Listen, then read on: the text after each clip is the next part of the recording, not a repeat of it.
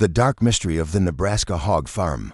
Have you ever heard of a place that seems ordinary on the surface, but holds a muddy, dark secret within?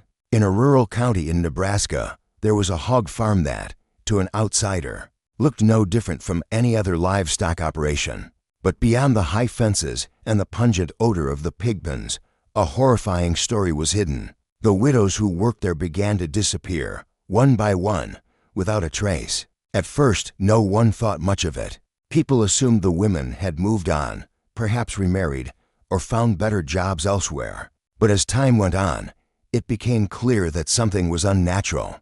There was no news, no contact, and not a single one of them ever came back. What was really happening at that hog farm? Why were only widows the victims? And how did this massive mystery finally begin to unravel? Join me as we uncover the dark secrets hidden behind a hog farm in rural Nebraska, one piece at a time. The drought of 2022 baked the green plains of rural Nebraska under a scorching sun. A dry wind swept across the endless fields of corn. In the distance, the chirping of crickets mixed with the gentle clanging of cowbells from the herds driven by local farmers. To an outsider, life here seemed tranquil, peaceful, and simple. But behind that tranquility, there was one place that made the townsfolk whisper to each other whenever its name was mentioned. It was a hog farm owned by a man named John Miller, though most just called him Mr.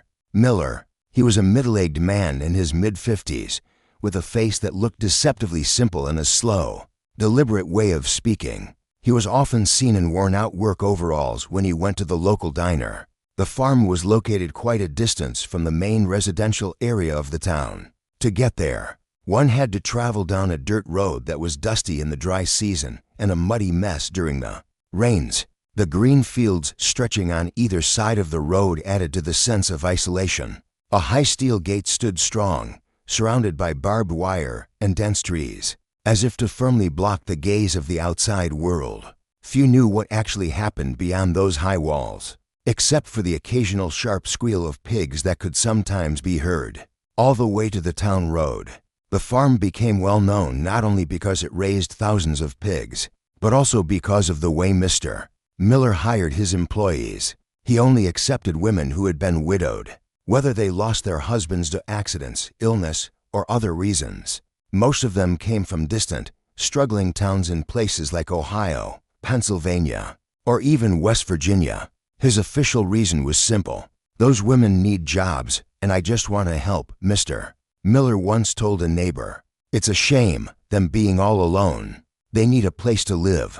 At first, the townspeople saw this as a noble act. Many thought Mr. Miller was different from other businessmen, while others preferred young, strong workers. He gave a chance to unfortunate women who had lost the pillars of their lives. For the poor widows, a job at the farm felt like a blessing. They were provided with simple room and board and a salary sufficient to send back to their children, or parents left behind.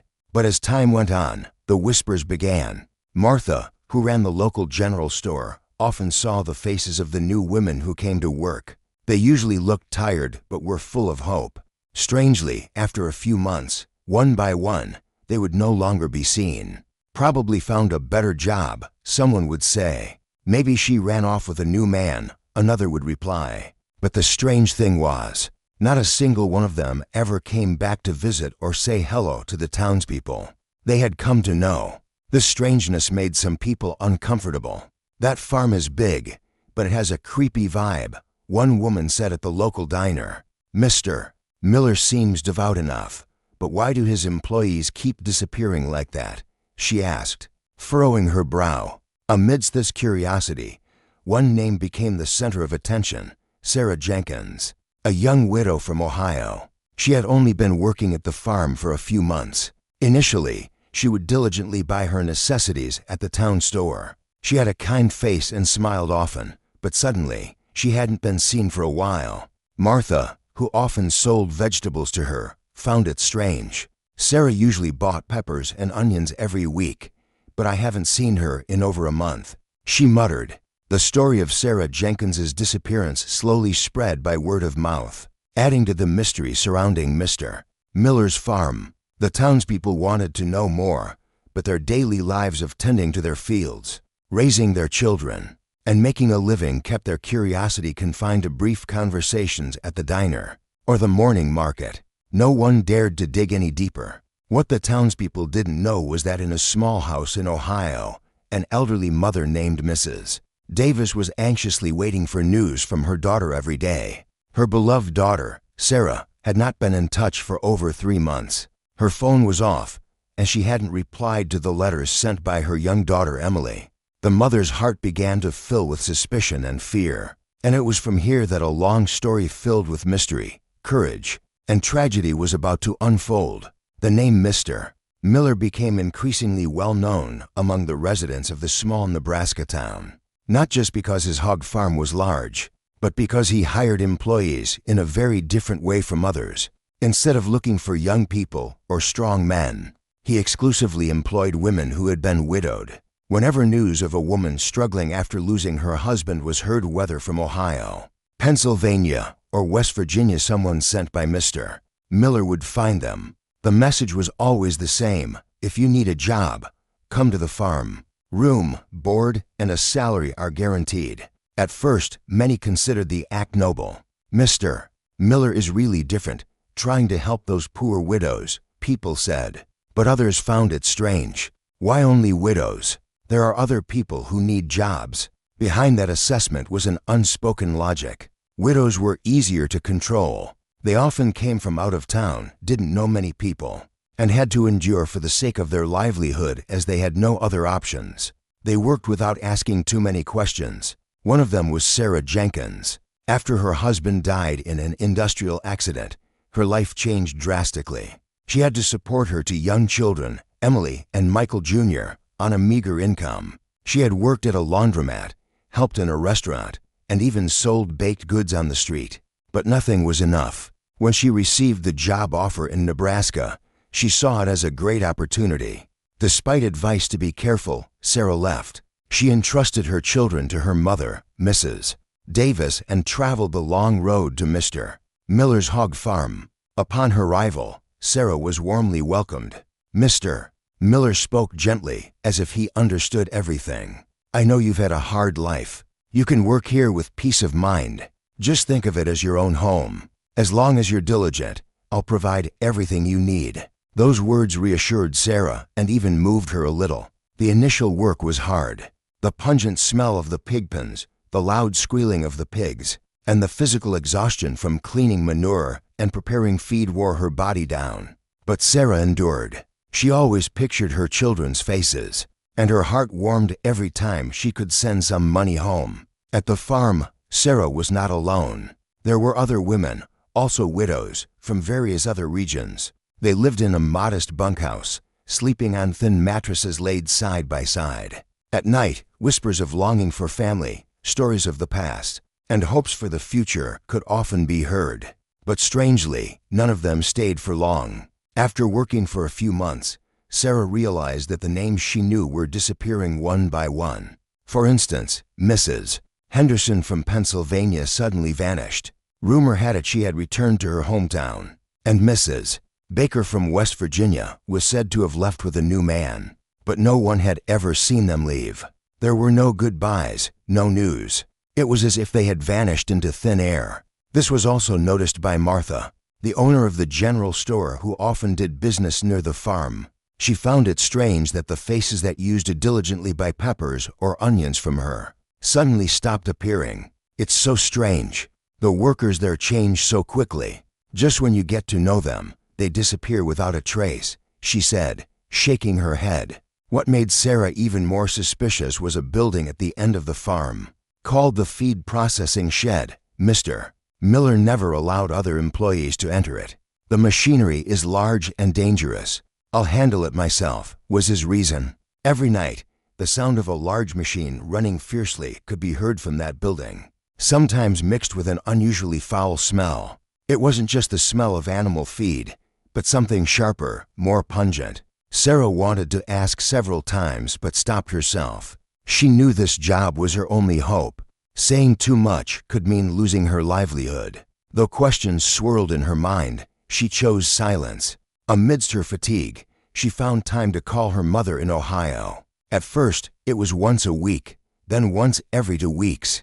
But as time went on, the calls became less frequent. Sarah would often say, "Mom, the signal is bad here. I'll send money as soon as I get paid." Mrs.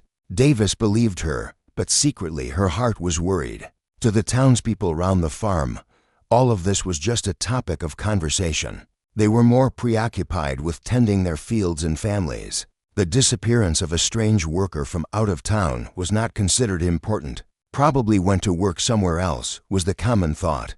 But behind all the whispers, a huge secret was hidden, and Sarah, without knowing it, was slowly being drawn deeper into the vortex of a dangerous mystery. The conversations among the people of the small Nebraska town often centered around the local diner or the Saturday farmers market.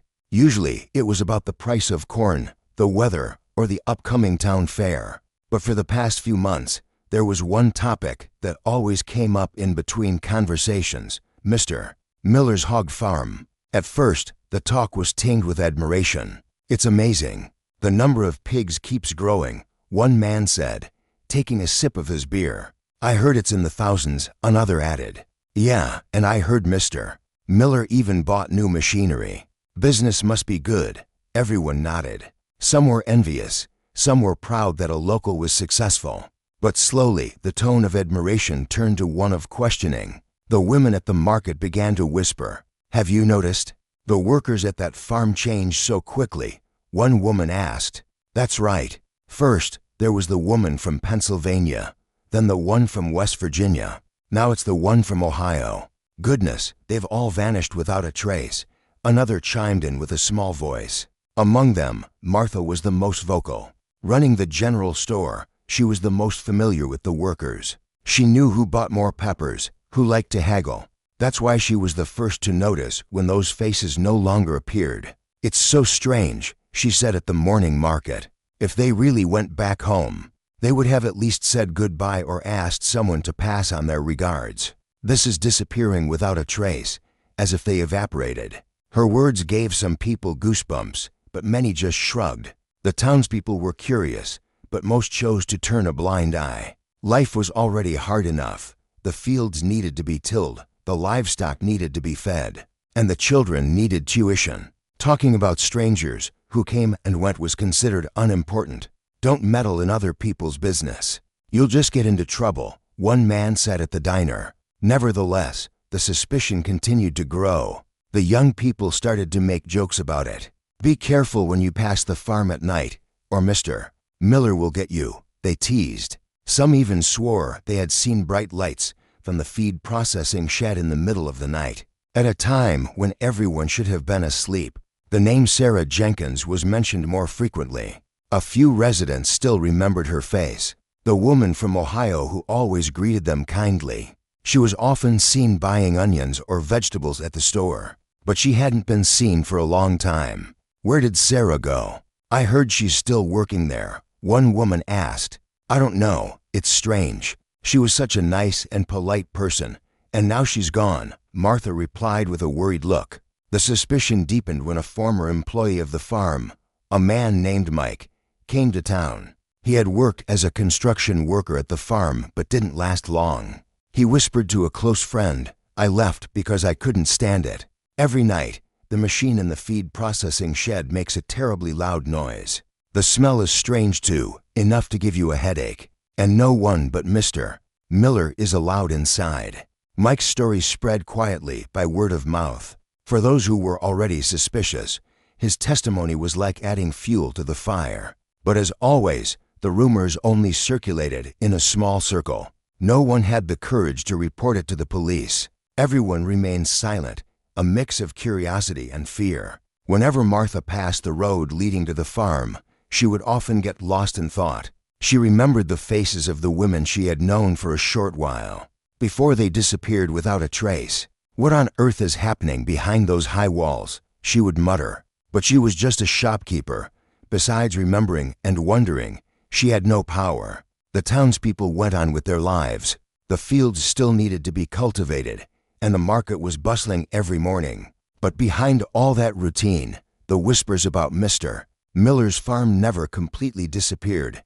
like a dark shadow that always followed, even when the Nebraska sun shone brightly. In a modest house in Ohio, an elderly mother named Mrs. Davis spent her days with an uneasy heart. The house was small, but it was usually noisy with the voices of her grandchildren, Emily and Michael Jr. After their mother, Sarah, left for Nebraska to work, the house felt quieter. At first, Mrs. Davis could still smile. Sarah called diligently, talking about her work at the farm. It was hard, but she always ended the conversation with a hopeful note. At least I can send money home. Mom, please take good care of the children. Those words assured Mrs. Davis that Sarah's decision was the right one. But as time went on, the calls became less frequent, from once a week to once a month, and finally, for over 3 months, there was no news at all. The phone was disconnected, and the small, flower-drawn letter from her granddaughter, Emily, went unanswered. Every time Emily asked, "Grandma, when is Mommy coming home?" Mrs. Davis's heart felt like it was being torn apart. She tried to calm herself. She's probably busy. The signal might be bad, she thought. But every night, a premonition haunted her. She would wake up and look at the family photo on her desk, her eyes wet with tears. She knew her daughter, Sarah, was not the type to leave without a word. This anxiety finally pushed Mrs. Davis to act. One morning, after preparing breakfast for her grandchildren, she packed a bag. She put a few simple clothes in a small bag and tucked away her small emergency savings deep inside. She entrusted Emily and Michael Jr. to a reliable neighbor and, with a heavy heart, headed to the bus terminal. The journey to Nebraska felt long. Mrs. Davis sat on the old bus, jostled by other passengers, clutching her bag tightly. Her gaze was distant, her mind filled with questions. "My child, where are you now? Please be safe. Mom will find you." After getting off at the terminal, she asked several people for directions to Mr. Miller's hog farm. It was far from the town center, and not many people knew of it. Finally, she hired a taxi and drove down the dusty dirt road. When she arrived in front of the high steel gate, her heart pounded. The smell of the pig pens was sharp, and the sound of pigs squealing mixed with the noise of machinery coming from inside. Mrs. Davis stood for a moment, then, with a trembling hand, knocked on the gate. Soon, a middle-aged man appeared. His face was gentle, and he had a faint smile. "Can I help you, ma'am?" he asked. Mrs. Davis took a deep breath and said, "I'm Sarah Jenkins's mother. My daughter works here, and I haven't heard from her in a long time, so I came to find her." Hearing that, the man's expression changed for a split second before becoming calm again. He was Mr. Miller. He replied in a soft voice, "Oh, Sarah, she doesn't work here anymore. She left to marry a good man she met from Chicago. I even gave her some money for the bus fare. I thought she would have told her family." Mrs. Davis was speechless. The words sounded plausible, but her heart refused to believe them. She knew her daughter, Sarah, would never leave without any contact. But Mr. Miller's face was so confident, and he even invited Mrs. Davis inside for a cup of tea and asked about her grandchildren. All of this made Mrs. Davis even more confused. With a heavy heart, Mrs. Davis returned home. That night, she couldn't sleep. Mr. Miller's story kept replaying in her mind, but her heart was telling her something different, that he was hiding something. She realized she couldn't find the answer by confronting the man alone. A few days later, she headed back to Nebraska. This time, not to the farm, but to the sheriff's department. Sitting in the modest reception area, she filled out a report with a trembling hand. She told them about her daughter Sarah's disappearance, her premonition, and her suspicion of Mr. Miller. The paper was filled with clumsy handwriting, but every letter came from a mother's heart. That report became the beginning of a long investigation that would lift the dark veil. Hidden behind the high walls of Mr. Miller's farm, Mrs. Davis's report was formally filed at the county sheriff's department. The deputy who read the report looked at the old woman's face with sympathy and promised to follow up. Though it was a simple report, the content was clear. A daughter named Sarah Jenkins was last known to be working at Mr. Miller's hog farm and had not been heard from in several months. A few days later, two plainclothes deputies visited the farm. They were greeted at the gate by Mr. Miller himself. The middle-aged man looked as calm as usual, with a faint smile on his face. "Good morning. We're here to check on a report about an employee named Sarah Jenkins," one of the deputies said. Mr.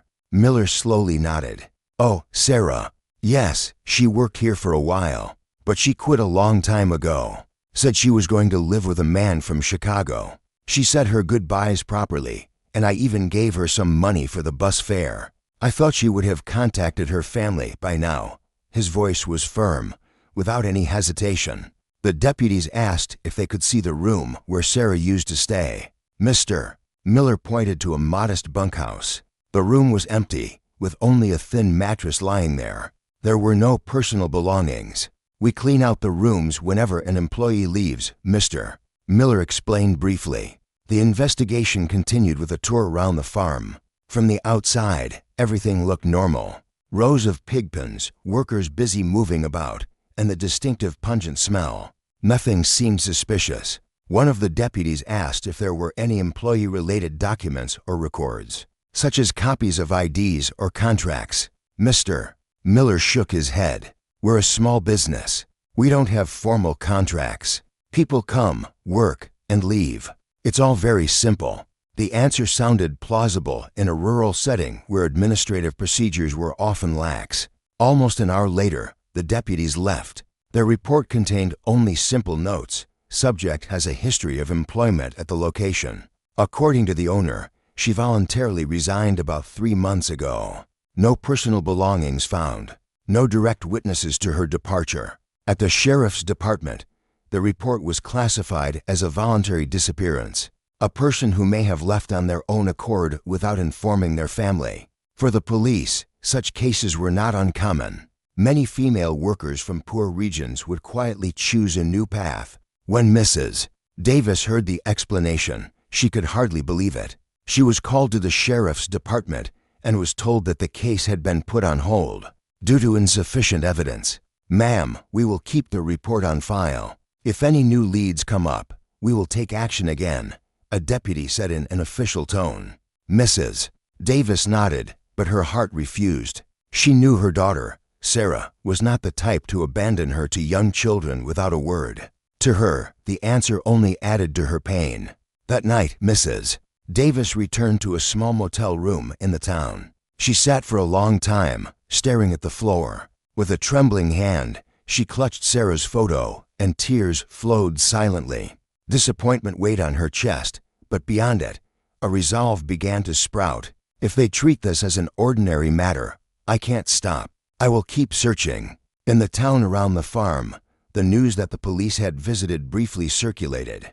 The residents whispered that the police had come, but had left without any significant findings. Martha shook her head in disappointment.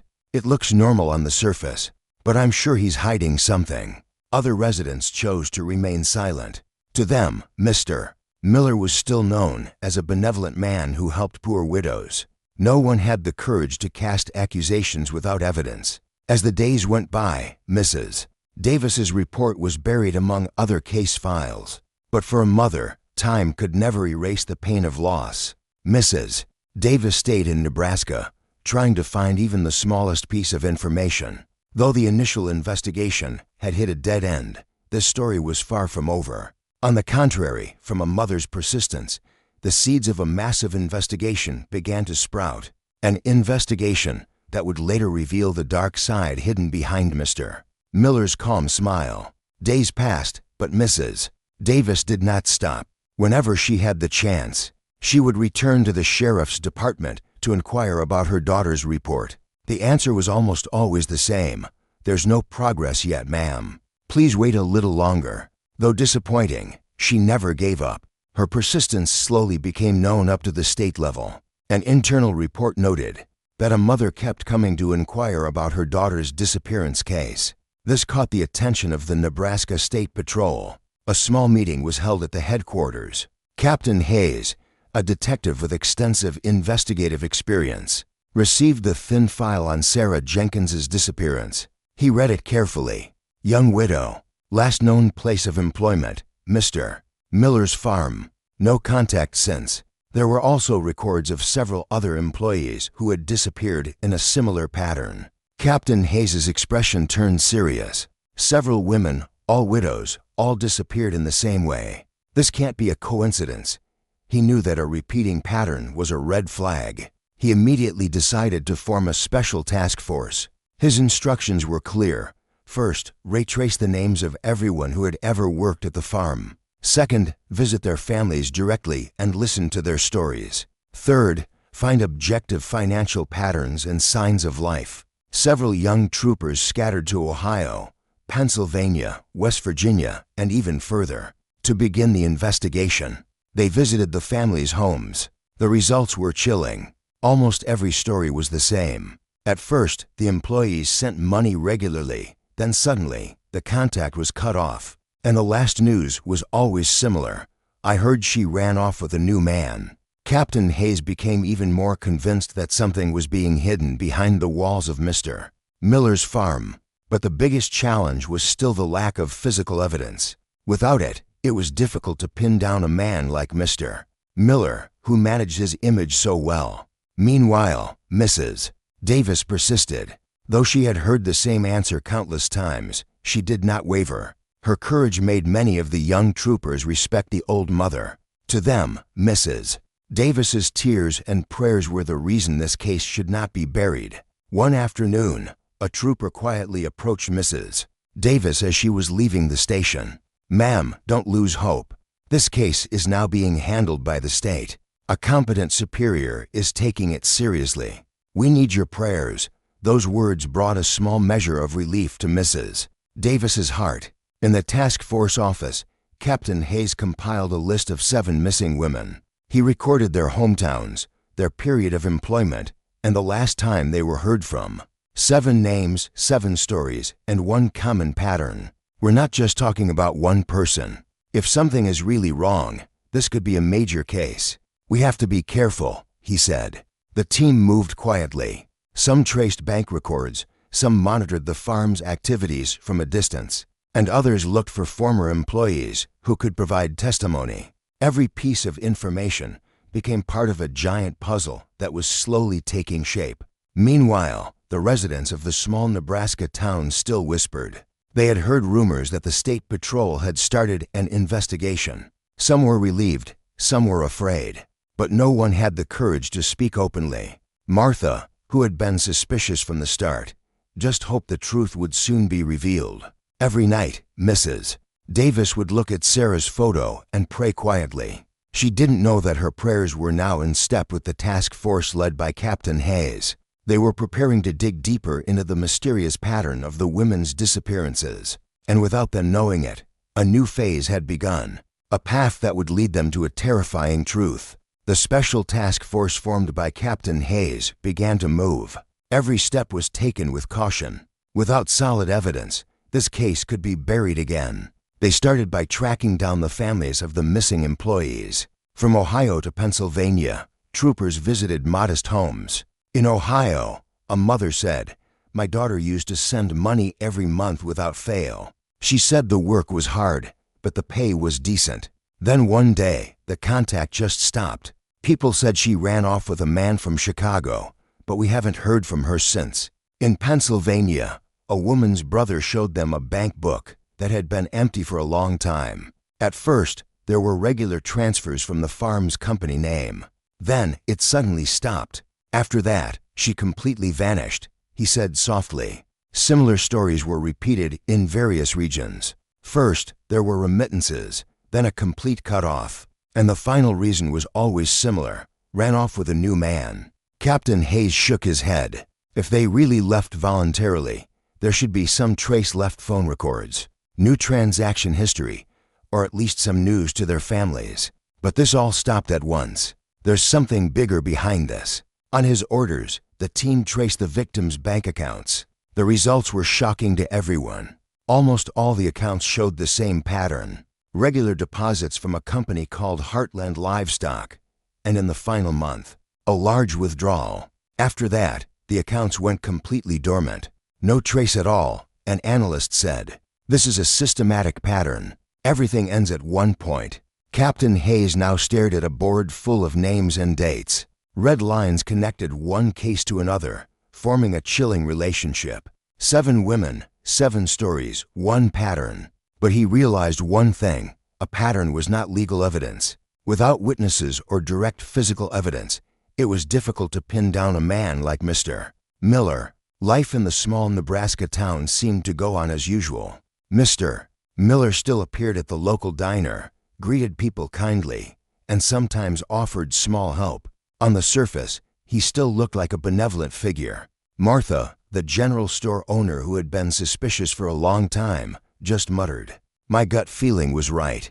He's definitely hiding something." She was relieved to hear that the state was investigating, but didn't have the courage to say much herself. That night, at the team headquarters, Captain Hayes stood before his team members. "We found a pattern, but it's not enough. We need eyes on the inside. Someone who can see what's happening behind the farm walls." The meeting room fell silent at his words. Everyone understood that the next step involved great risk, but it was the only way. Outside, Mrs. Davis was still in her small motel room, looking up at the night sky, quietly praying for her daughter's safety. She didn't know that the investigation had now reached a new stage, a daring plan to infiltrate the heart of the mystery directly. After days of analyzing the pattern of the women's disappearances, Captain Hayes reached a conclusion. The investigation can't just be about records and data. We need someone to go inside. Only then can we see what's really happening, he said at a task force meeting. Several candidates were proposed. There were male officers and experienced informants, but all of them had difficulty fitting the pattern of employees the farm had hired so far. Finally, a 28-year-old young female trooper, Eva Rostova, was chosen. She had a plain, trustworthy appearance and had proven her bravery in previous operations. Trooper Rostova listened to her superior's explanation with a calm face. In her heart, she knew the risk she would be facing was not small. But when she saw the list of 7 missing women, her heart hardened. If they could disappear like that, I have to be brave. This isn't just a mission, it's about humanity. The team immediately prepared a new identity. Eva would play the role of a widow named Maria Sanchez from a small town in Texas. In her backstory, her husband had died in an industrial accident, and she had left her only daughter with her sister back home. Every detail was specially prepared: a social security card, certificates, and even a modest photo with her child. For several days, Eva trained to immerse herself in her role. She learned to speak with a rural accent, practiced her facial expressions when questioned, and adjusted her posture to look like a vulnerable woman in need of help. The training was short but sufficient to prepare her. The designated day came. Dressed in old clothes and carrying a small bag, Eva walked towards the farm gate. Her heart pounded, but her face was made to look full of anxiety. The gate opened, and behind it stood Mr. Miller with a probing gaze. "Who are you?" he asked gruffly. "My name is Maria Sanchez, sir. I'm from Texas. My husband passed away, and I need to earn money for my daughter." Eva replied with a bowed head and a trembling voice. "Mr. Miller stared at her for a long time, as if weighing her. Then his lips curved slightly. "All right, you can stay here. Just work hard. Everything is provided." Inside, Eva let out a long sigh. The first step was a success. She had been accepted. The first few days at the farm were very tough. She had to clean the pig pens, feed the livestock, and endure the pungent smell. At night, she slept alone in a small bunkhouse on a thin mattress. But what made her most wary was Mr. Miller's attention. The man would often appear suddenly, bringing her food or asking how she was. But his gaze was filled with observation, as if evaluating her every move. Eva maintained her role. She was submissive, looked exhausted, and was quiet, like a rural woman hounded by her livelihood. Through a secret communication channel, she reported every development to the team. "There's a special building called the Feed Processing Shed, and it's always locked. Only Mr. Miller goes in there. Every night, I hear a machine running, and the smell is not like regular feed," she wrote in a short message. Upon receiving the report, Captain Hayes furrowed his brow. "That could be the key, but don't move hastily. We need time and clear evidence, he told the team. Ava's mission had just begun. Every day at the farm was a gamble, and every night, she had to listen for signals from behind the mysterious building. She knew that if she let her guard down even for a moment, her life could be in danger. But she also knew that behind all the risks lay a great truth that had to be revealed.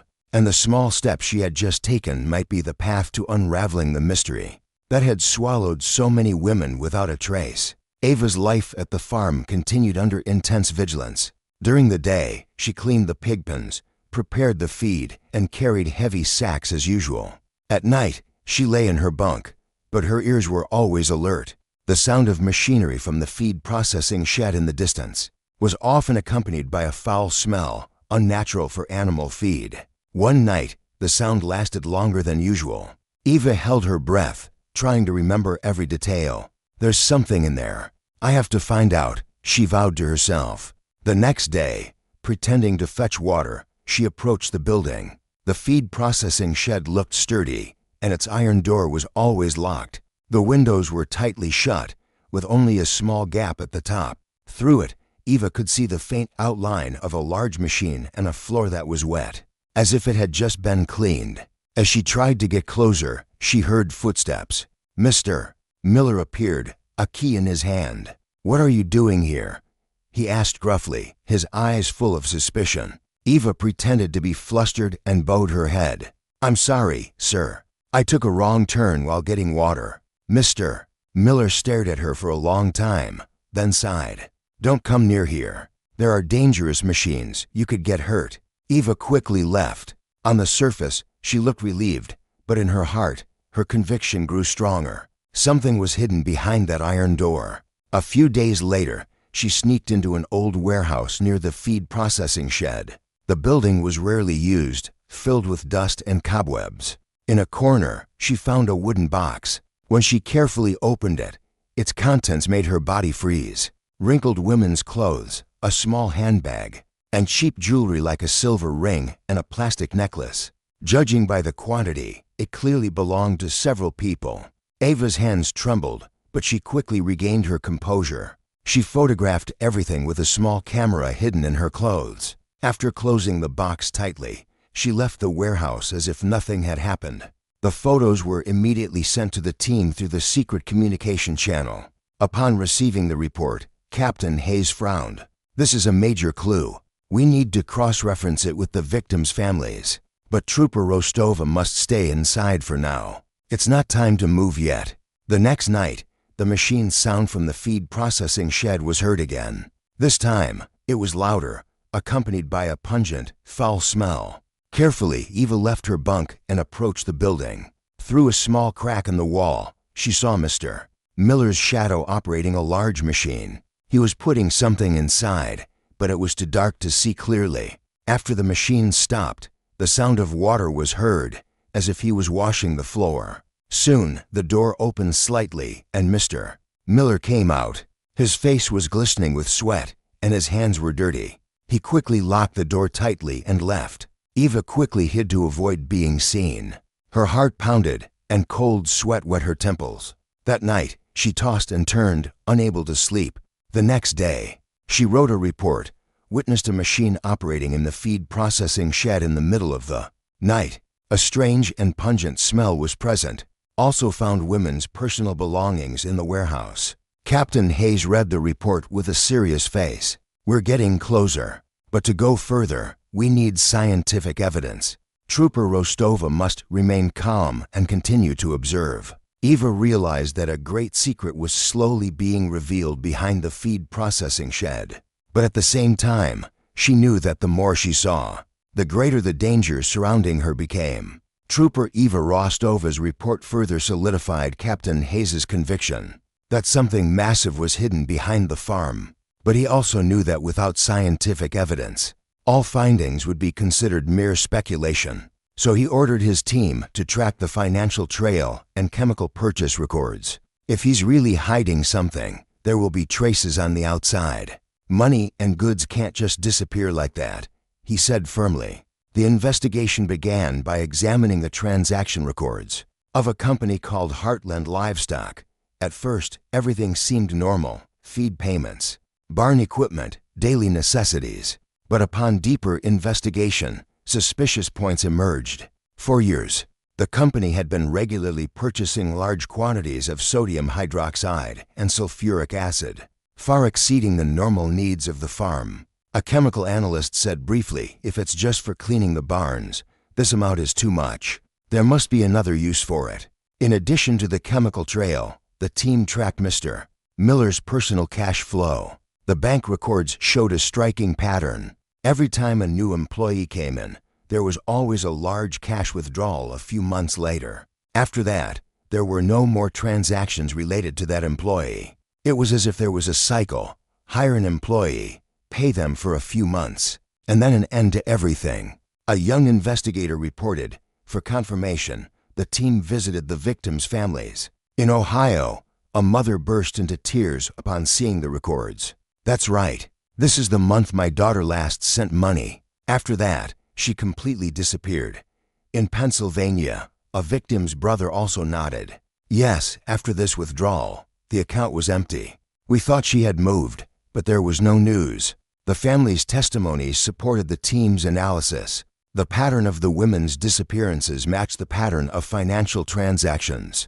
Captain Hayes listened to all the reports with a serious face. "This is strong initial evidence, but the court won't be satisfied with just a pattern. We need to connect this to what happened inside the farm."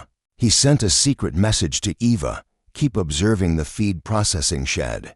Confirm if those chemicals are being used there." Eva received the message with a trembling heart. She knew her mission was becoming more dangerous, but also more important. Over the next few nights, she meticulously recorded the machine sounds, the foul smell seeping out, and Mr. Miller's movements.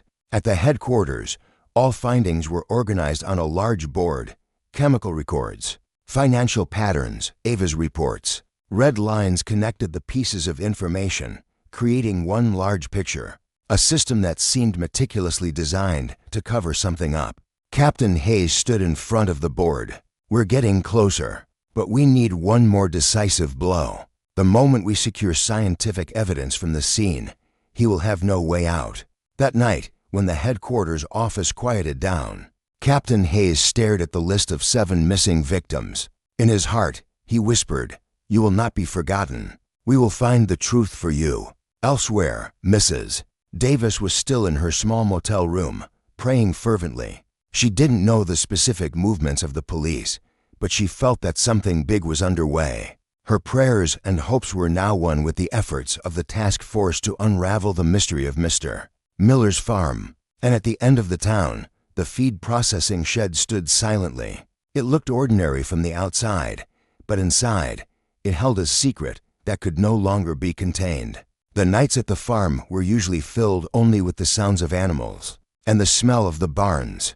But for Eva, every small sound could be a threat. She knew that if she let her guard down for even a moment, her cover could be blown. One night, the sound of machinery from the feed processing shed was louder than usual. The vibration seemed to reach her bunk. A sharp scent stung her nose again. Pretending to be asleep, Eva slowly got up and carefully went outside. She crouched behind a pile of feed sacks. Through a narrow gap, she could see the door of the feed processing shed slightly ajar. Inside, Mr. Miller was busy operating a large machine. His face was glistening with sweat, and his movements were deliberate. He poured a liquid from a large barrel, and the foul smell grew stronger. Eva held her breath to keep from coughing. She raised the small camera on her clothes and filmed from a distance. The result was not clear, but it was enough to show the machine and the barrel. A few minutes later, Mr. Miller stopped the machine and sprayed water on the floor. The sound of scrubbing was heard, and dirty water flowed into a drain behind the building. Eva saw the light glinting off the wet floor, a sign that an intensive cleaning had just taken place. Suddenly, Mr.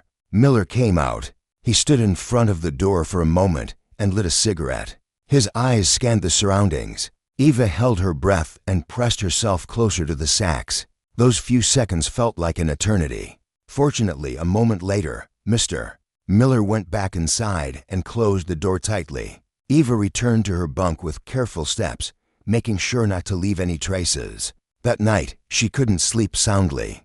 The next morning, she wrote a short report, witnessed Mr. Miller operating a large machine in the feed processing shed. He poured a chemical liquid from a barrel and thoroughly cleaned the floor. The activity occurred in the middle of the night. Photo evidence attached. At headquarters, Captain Hayes received the report with a serious face. The photos were blurry, but they clearly showed a machine, a barrel, a liquid, and unusual activity. This reinforces our suspicions, but we still need physical evidence from the scene, he said. The team discussed for a long time. They knew that time was running out, but they also realized that moving too quickly was dangerous. If we rush, he could destroy all traces, a young investigator said. Meanwhile, Eva continued to maintain her role. During the day, she cleaned the barns. In the evening, she pretended to be tired, and at night, she remained vigilant. Sometimes, she felt Mr. Miller's probing gaze, as if the man was starting to suspect her. One afternoon, Mr. Miller approached her. "You look tired. If it's too hard, just say so. I can find someone else." Eva bowed her head. "No, sir. I need this job. For my daughter." Mr. Miller stared at her for a long time, then gave a faint smile. "All right, hang in there. But don't do anything foolish." The words sounded ordinary, but to Eva, they felt like a veiled warning. She was even more convinced that she didn't have much time left. The next night, the machine's sound was heard again. This time, it was longer, even accompanied by a thud, as if a heavy object had fallen. Eva gathered her courage and got a little closer. Through a narrow gap, she saw a strange liquid flowing on the floor and witnessed Mr. Miller quickly washing it away with water. She raised her camera again and filmed as much as she could. The footage was still blurry, but it was enough to show that there was a strange liquid. Returning to her bunk, Eva wrote a second short report.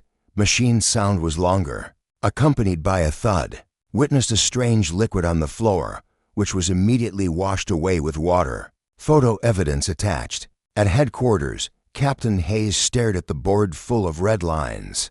The pattern of the employees' disappearances, the financial transactions, the chemical purchases, and now Eva's photo evidence. The pieces were forming a clearer picture, but he also realized that Eva was in increasing danger.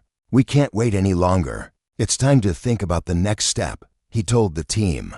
Eva sat in her bunk, looking at the sky through a small window. She whispered to herself, "I hope I can hold on a little longer. This mystery must be solved." The atmosphere at the Nebraska State Patrol Headquarters Task Force was growing more tense. Eva's report on the suspicious activity in the feed processing shed was now initial evidence that strengthened the financial analysis and chemical purchase records.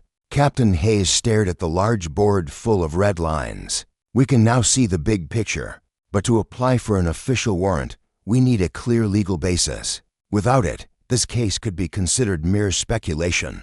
An investigator suggested, "Captain, Trooper Rostova has been inside for too long.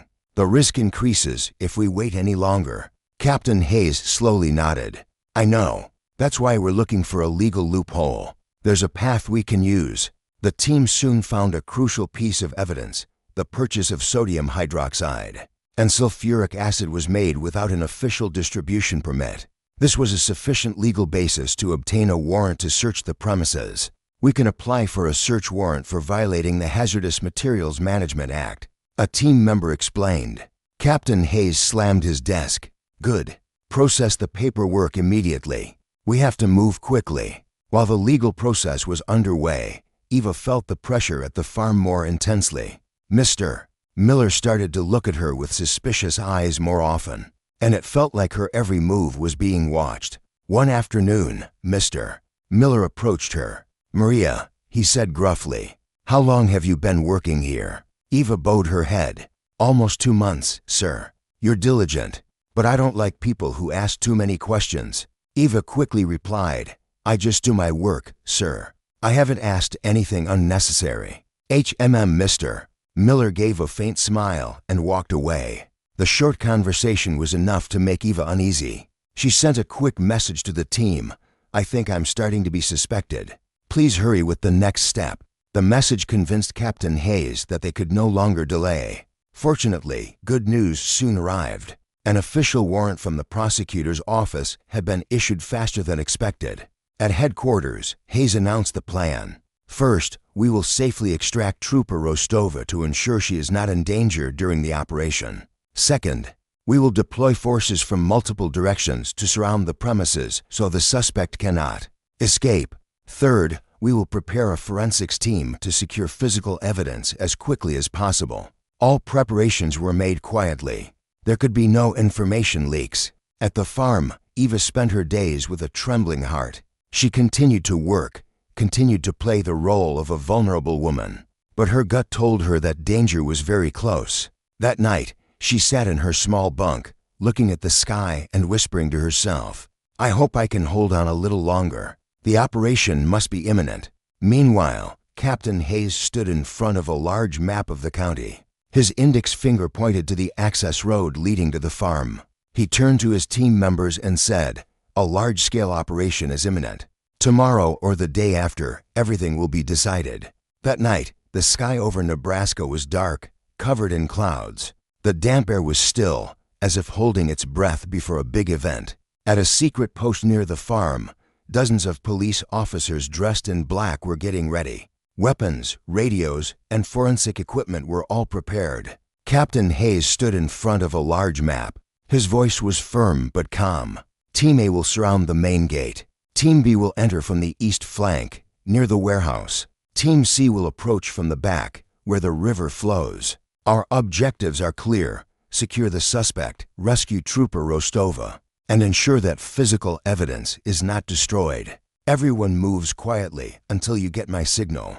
Understood. All the officers nodded. Tonight was the culmination of a long investigation. Inside the farm, Eva sat anxiously in her bunk. Since the afternoon, Mr. Miller had been hovering around her, his eyes full of suspicion. Her instincts told her that time was almost up. Suddenly, the bunkhouse door opened. Mr. Miller stood in the doorway, staring at her sharply. "Maria, come with me. I have something to show you." Eva stood up with heavy steps. Her heart was pounding, but she forced a faint smile, pretending to be obedient. Mr.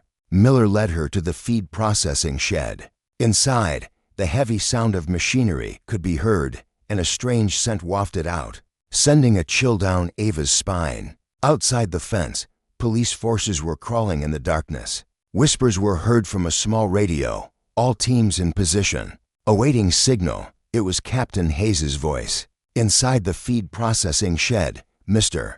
Miller opened the iron door and ordered Eva to enter. A large machine was running slowly, and the floor was glistening wet under the fluorescent light. Mr. Miller circled the room, his eyes never leaving Eva.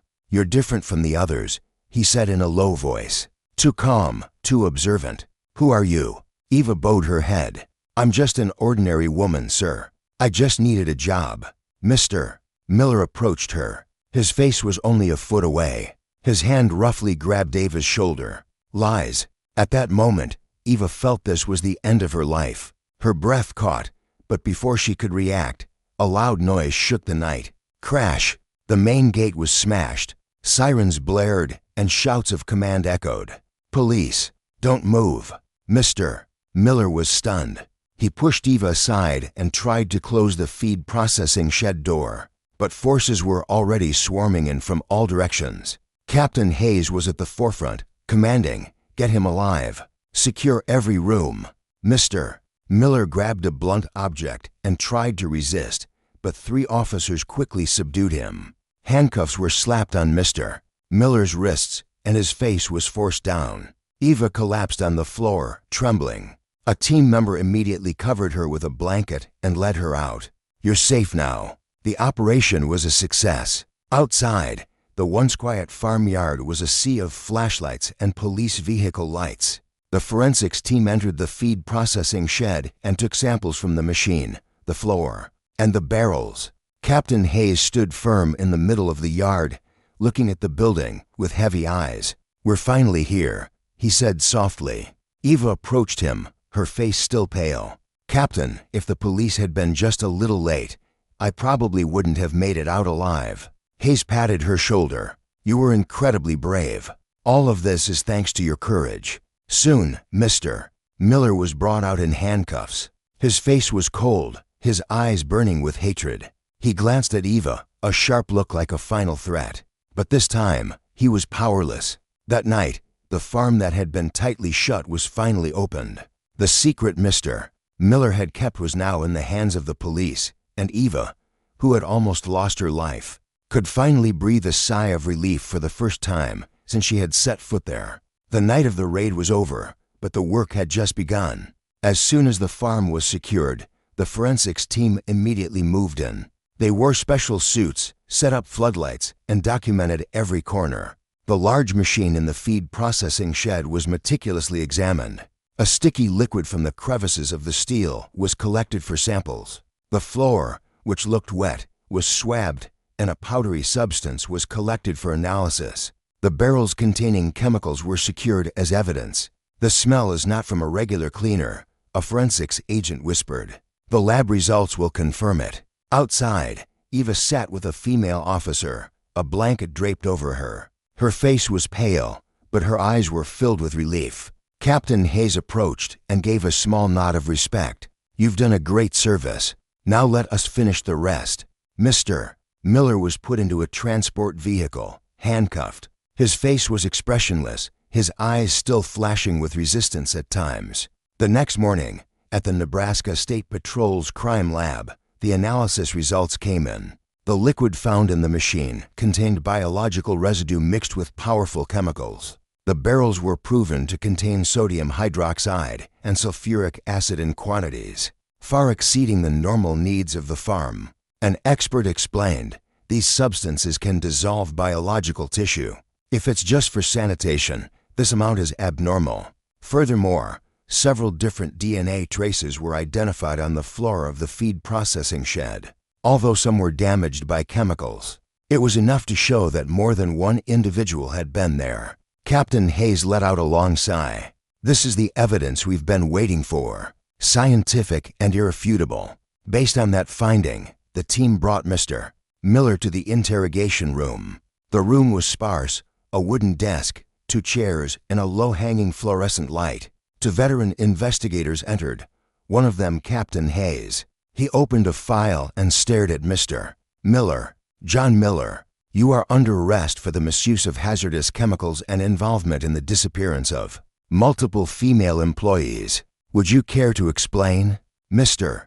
Miller gave a faint smile. I'm just a farmer. Everything I did was to maintain the cleanliness of the barns.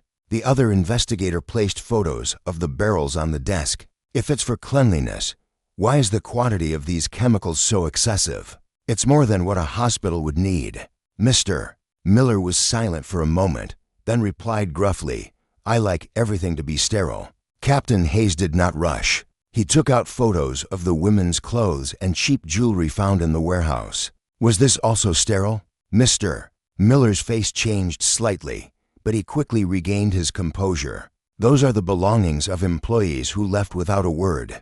I kept them in case they came back. Hayes leaned forward. Then why did not a single one of them ever come back? Why did not a single one of them contact their families? Silence filled the room.